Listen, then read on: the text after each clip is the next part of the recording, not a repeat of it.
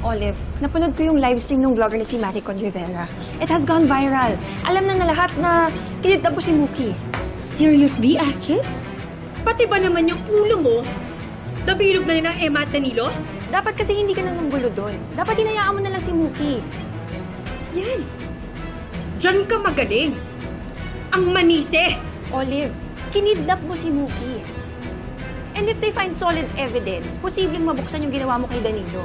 Patong-patong ang pwede nilang ikaso sa'yo. Shut up! Shut up! Okay, anak.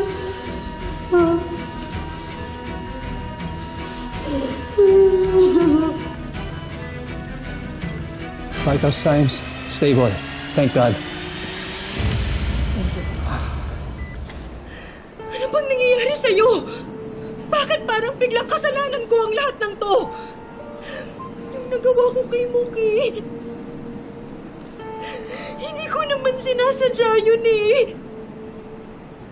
Nabigla lang ako. Natatakot lang ako na mawala sa akin yung anak ko. We're not even sure if Maria Angelo will survive. Ako na nga itong inagawa ng anak. Ako pa yung masama. Astrid, I'm the victim here.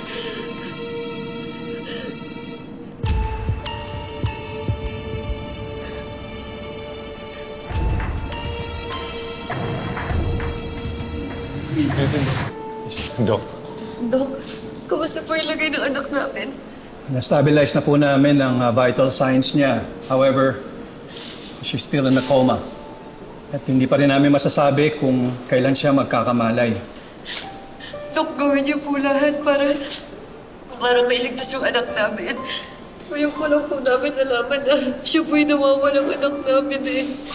Kakatiting na oras pa lang po na nakasama namin siya. Gusto po namin magkaroon ng pagkakataon na maging magulang sa kanya. Gagawin namin ang lahat. Excuse me. Sinawag ko.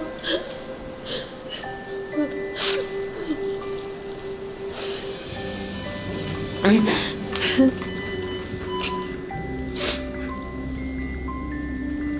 Anak,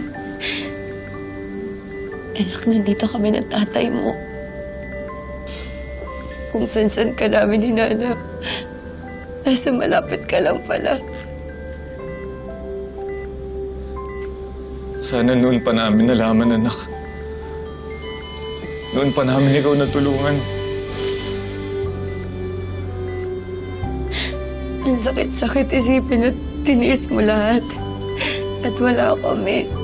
Habang hirap na hirap ka.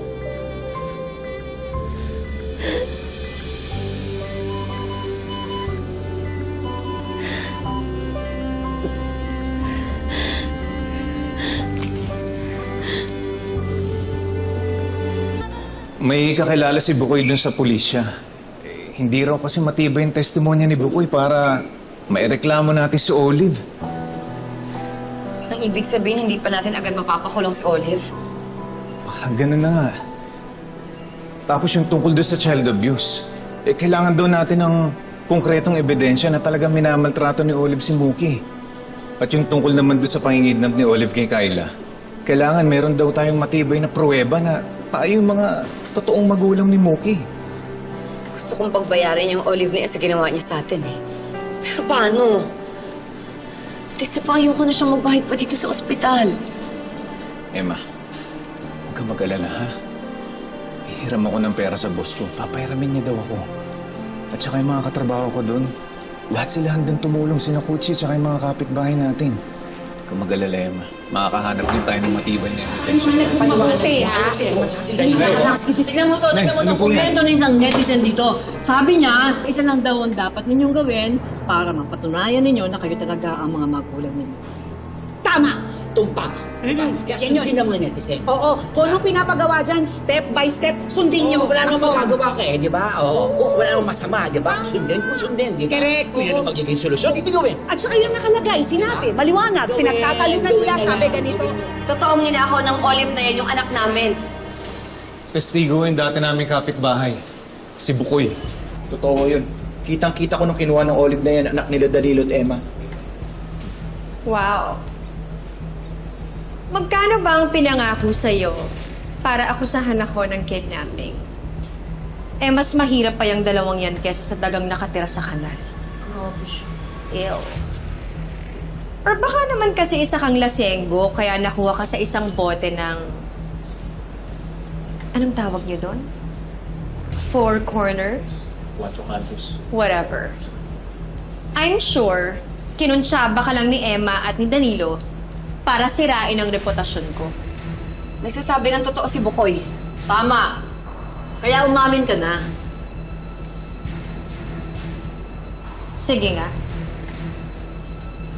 Magpakita nga kayo ng matibay na ebidensya na talagang kinuha ko yung anak niyo. Ano? Nasaan ang ebidensya niyo? Yan ang habang sinasabi ko eh. Sa kasong kidnapping, kailangan substantial evidence para mapatunayan involved nga si Ms. Caparas. Isa lang naman yung magpapatunay ng ebidensya eh.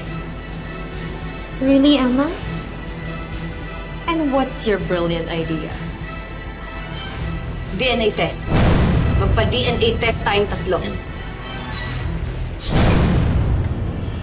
What?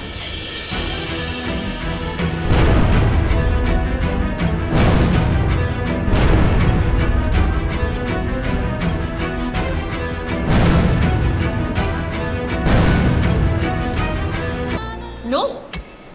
Wala akong kailangang patunayan sa inyo. Ako ang tunay na ina ni Mookie. Kaya nasa akin pa rin ang desisyon. I have the right to refuse a DNA test, lalo na ngayon na critical pa rin ang kondisyon ng bata. Bakit ayaw mo? Ayaw mo malaman yung totoo?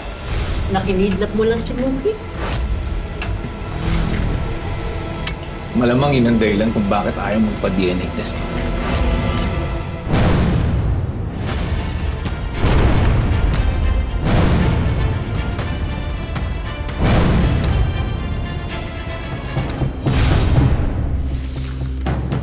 In the case of your friend, she has this delusion that she genuinely believes na totoong anak niya yung inadopt niya.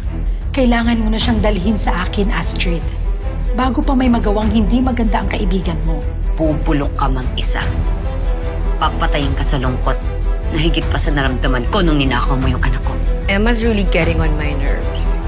Kung makaasta, akala mo siguradong sigurado siya na magmamatch ang DNA test results sila ni Mookie. Olive, lumabas na raw yung DNA test result.